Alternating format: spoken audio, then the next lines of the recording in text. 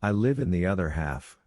Bengalski paused, waiting for a burst of laughter, but as no one laughed, he went on, and so, now comes the famous foreign artiste. Monsieur Woland, with a essence of black magic.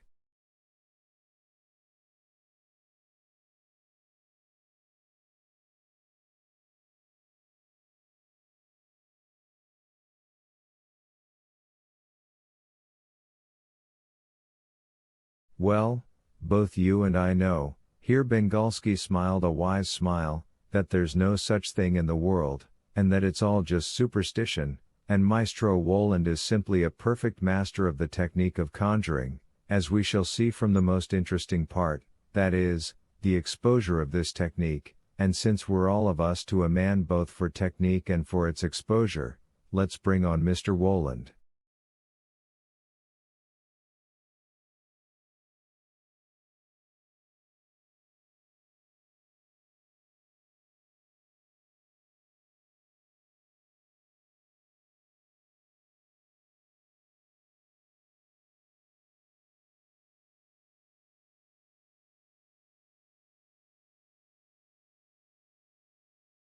After uttering all this claptrap, Bengalski pressed his palms together and waved them in greeting through the slit of the curtain, which caused it to part with a soft rustic.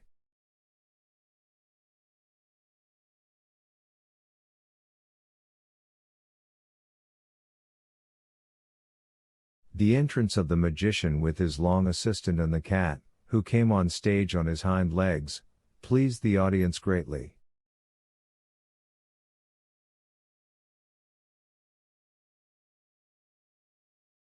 An armchair for me, Woland ordered in a low voice, and that same second an armchair appeared on stage, no one knew how or from where, in which the magician sat down.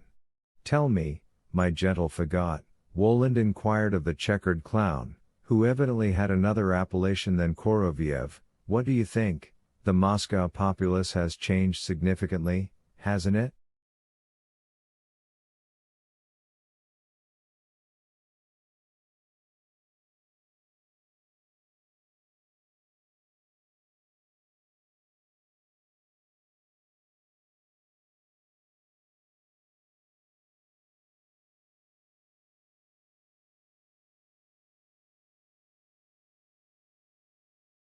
The magician looked out at the hushed audience, struck by the appearance of the armchair out of nowhere.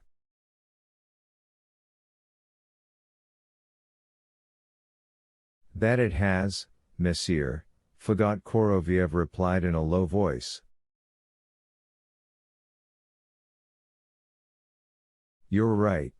The city folk have changed greatly externally, that is as has the city itself, incidentally.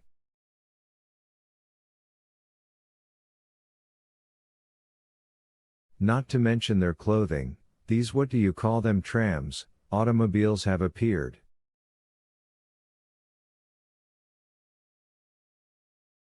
"Buses," Fagot prompted deferentially.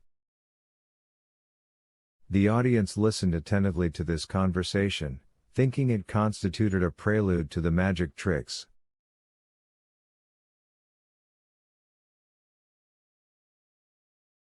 The wings were packed with performers and stagehands, and among their faces could be seen the tense, pale face of Rimsky.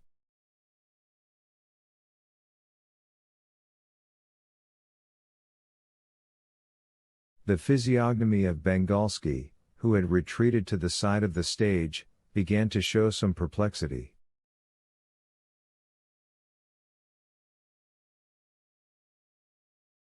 He raised one eyebrow slightly and, taking advantage of a pause, spoke.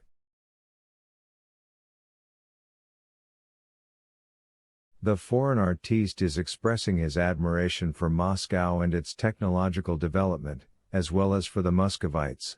Here Bengalski smiled twice, first to the stalls, then to the gallery.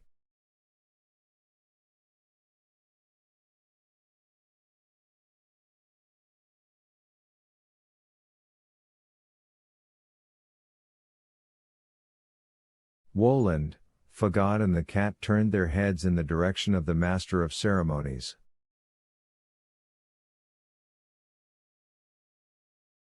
Did I express admiration? The magician asked the checkered fagot. By no means, monsieur, you never expressed any admiration, came the reply.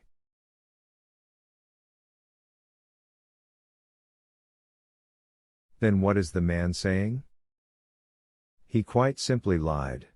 The checkered assistant declared sonorously, for the whole theater to hear, and turning to Bengalski, he added, "Congrats, citizen, you done lied."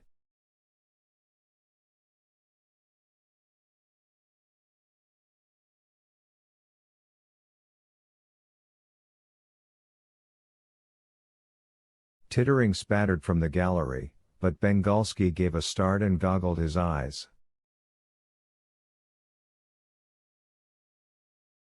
Of course, I'm not so much interested in buses, telephones and other apparatuses, the checkered one prompted. Quite right, thank you, the magician spoke slowly in a heavy bass, as in a question of much greater importance. Have the city folk changed inwardly?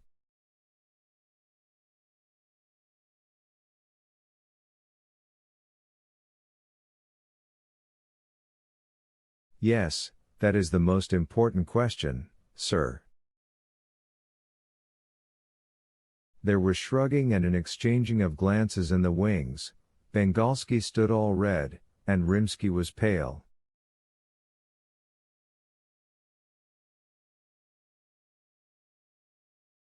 But here, as if sensing the nascent alarm, the magician said. However, we're talking away, my dear fagot, and the audience is beginning to get bored.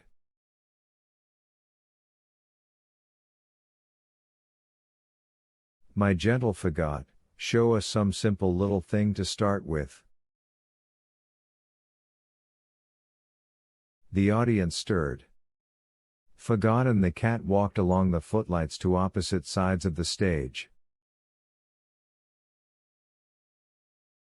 Fagot snapped his fingers, and with a rollicking 3, 4, snatched a deck of cards from the air, shuffled it, and sent it in a long ribbon to the cat.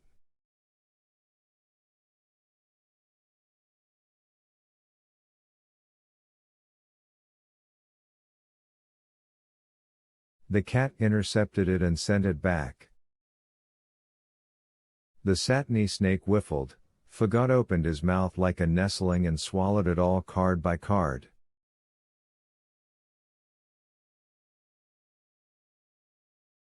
After which the cat bowed, scraping his right hind paw, winning himself unbelievable applause.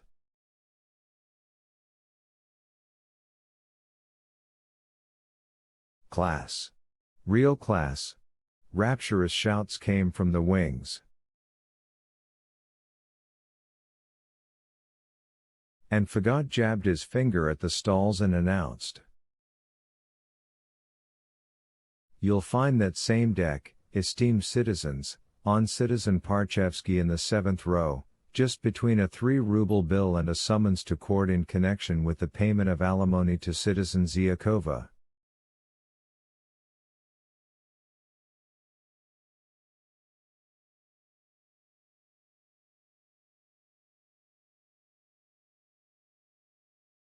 There was a stirring in the stalls, people began to get up, and finally some citizen whose name was indeed Parchevsky, all crimson with amazement, extracted the deck from his wallet and began sticking it up in the air, not knowing what to do with it.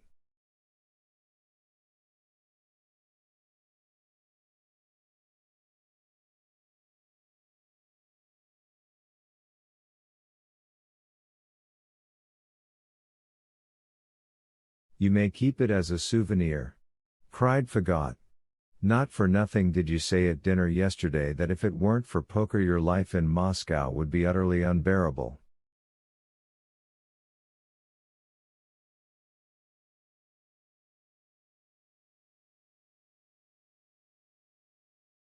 An old trick. Came from the gallery. The one in the stalls is from the same company.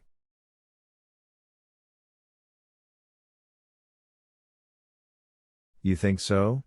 Shouted Fagot, squinting at the gallery. In that case you're also one of us, because the deck is now in your pocket.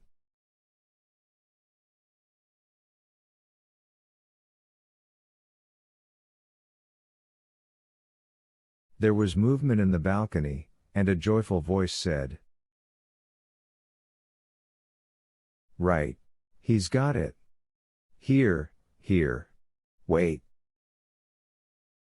It's 10-ruble bills." Those sitting in the stalls turned their heads. In the gallery a bewildered citizen found in his pocket a bank-wrapped packet with 1,000 rubles written on it.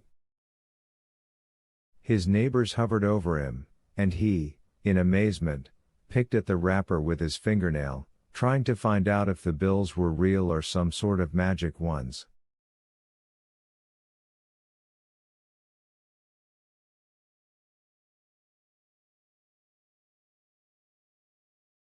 By God, they're real. 10-ruble bills. Joyful cries came from the gallery. "I want to play with the same kind of deck," a fat man in the middle of the stalls requested merrily.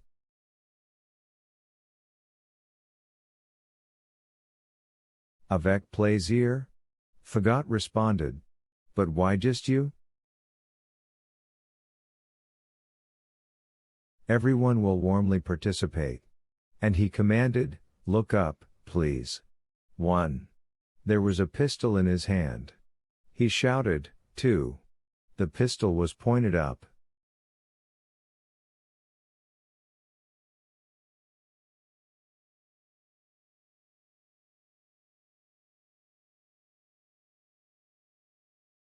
He shouted, 3. There was a flash, a bang, and all at once, from under the cupola, bobbing between the trapezes, white strips of paper began falling into the theater.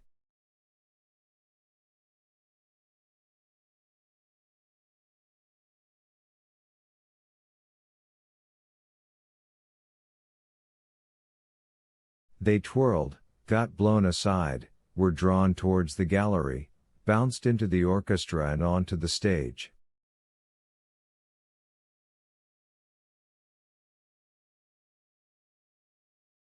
In a few seconds, the rain of money, ever thickening, reached the seats, and the spectators began snatching at it.